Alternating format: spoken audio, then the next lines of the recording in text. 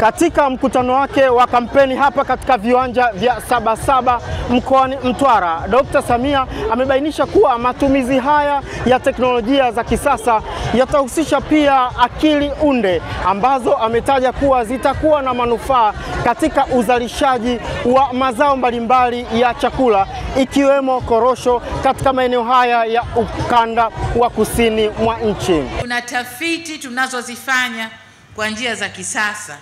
Nazo ni tafiti za mbegu, tafiti za udongo, kujua afya ya udongo, na tafiti mbalimbali katika kilimo tunazifanya kutumia teknolojia ya kisasa.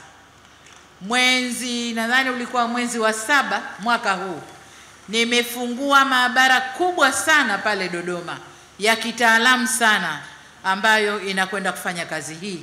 Lakini vile vile mwaka jana nilifungua maabara ya kisasa kabisa pale Sokoine inayokwenda kuwafundisha vijana wetu jinsi ya kuzalisha kwa kitaalamu na kutumia teknolojia ya kisasa.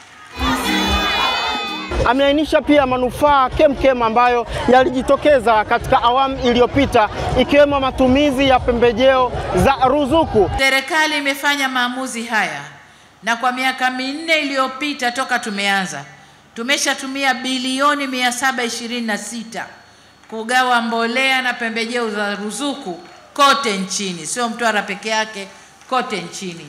Na tunatumia bilioni 152 kila mwaka, pesa ambayo ingetoka mfukoni kwa wakulima, lakini tumeibakisha mifukoni kwao. Serikali tunagawa kwa ruzuku nusu bei, lakini vitu vingine ni bure, kama salfa bure, dawa za wadudu bure, dawa ya blight bure.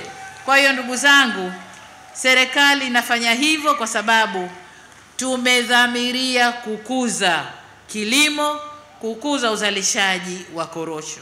Kuna SGR kutoka hapa kuelekea Mchuchuma Liganga. Hiyo ni SGR ambayo itajengwa hapa, na hiyo kazi yote si mwingine ni mama ambayo itaelekea Mbamba Bay. Kwa tunashukuru, kama Mwenyezi Mungu akitujalia, tunaamini kabisa na Oktoba tutatiki na tutampa kula za kupambanija. Yaani maana kula za kupambanija kwa Kimakonde tutampa kula nyingi ambazo hazihesabiki, ndio maana kupambanija.